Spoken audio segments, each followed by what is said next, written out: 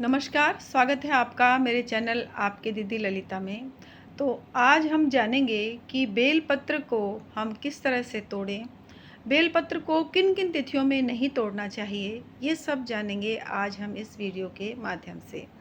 क्योंकि सावन का महीना लग चुका है, 2 सोमवार हमारे जा चुके हैं और हम जब सोमवार के व्रत करते हैं या बाबा भोलेनाथ की पूजा करते हैं, तो उसमें बेलपत्र को चढ़ाना बहुत ही अनिवार्य होता है। और लिंग पुराण के अनुसार या शिव महापुराण के अनुसार भी बेलपत्र के बिना इनकी पूजा वर्जित बताई गई है और बेलपत्र को चढ़ाने से बाबा भोलेनाथ की कृपा और इनकी प्रसन्नता हमें प्राप्त होती है। लेकिन बेलपत्र तोड़ने के कुछ विशेष नियम दिए गए हैं। तो लिंग पुराण के अनुसार मैं आपको बता रही हूँ कि कुछ विशेष तिथियों में इनके जो पत्र हैं, बेलपत्र को तोड़ना वर्जित बताया गया है।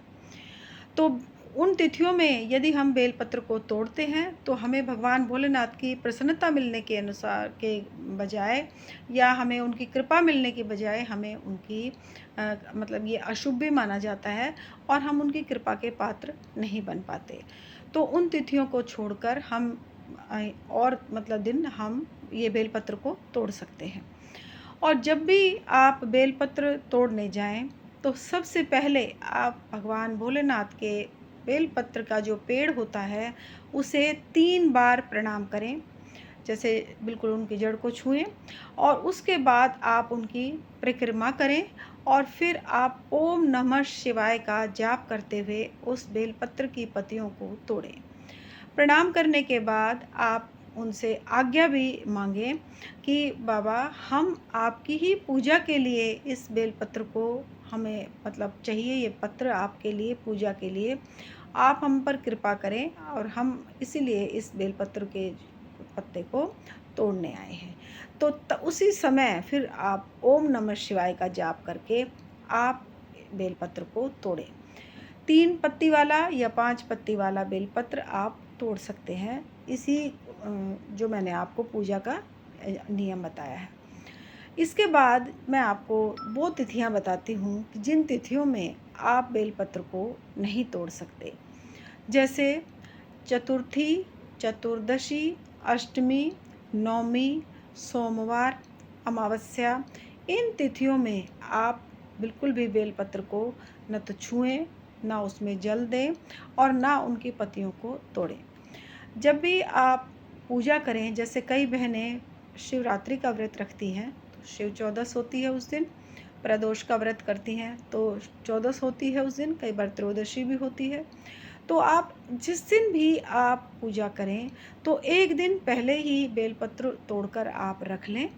फिर आप अगले दिन जिस दिन आप व्रत रख रही हैं उस दिन आप उन मतलब जो बेलपत्र हैं आप भगवान भोलेनाथ के निमित्त आप उन्हें चढ़ा सकती हैं।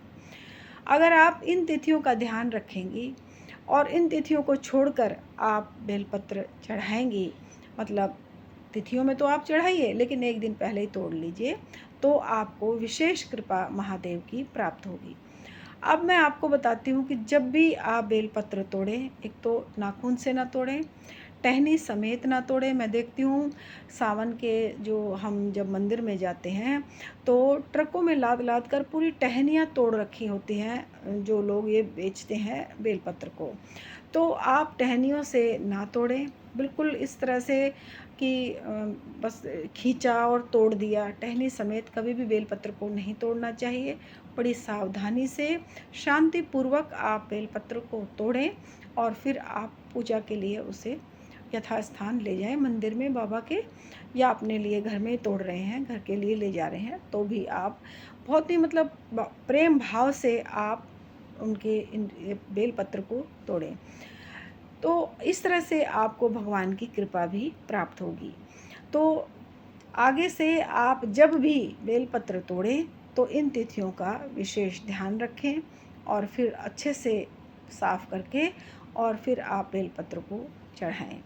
तो आज मैं ये छोटी सी वीडियो इसीलिए बना रही हूँ कि जब मंदिर जाते हैं तो जब हम देखते हैं कि वो लोग हमारे ही लिए बेलपत्र को तोड़ कर लाते हैं, लेकिन असावधानी पूर्वक वो बेलपत्रों को तोड़ते हैं और फिर उन्हें बेचने के लिए इस तरह से वो टहनी समेत मतलब बेचते हैं। तो जो बेलपत्र का वृक्ष है वो साक्षात महादेव का ही स्वरूप है। आप बेलपत्र को निर्दयता से मत तोड़िए, आप केवल उनके पत्तों को तोड़ लीजिए और फिर आप बेचिए। इससे आपको एक तो महादेव की कृपा भी होगी, क्योंकि सभी लोगों को बेलपत्र की पूजा, बेलपत्र के लिए भगवान भोलेनाथ के लिए बेलपत्र चाहिए। तो आप वो साधन जुटा रहे हैं, इसका आधी पूजा का फल उस जो बेच रहे हैं उनको भी मिलता है, क्योंकि हमारी पूजा सफल हो जाती है बेलपत्र से।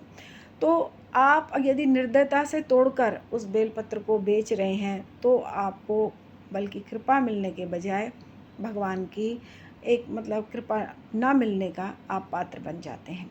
तो आप थोड़ी सी सावधानी रखें, जो भी भाई बेलपत्र तोड़कर बेच रहे हैं तो इस चीज़ का विशेष ध्यान रखें और बड़े शांतिपूर्वक तोड़िए और फिर आप आगे जो भक्तजन लोग हैं उन तक पहुंचाइए।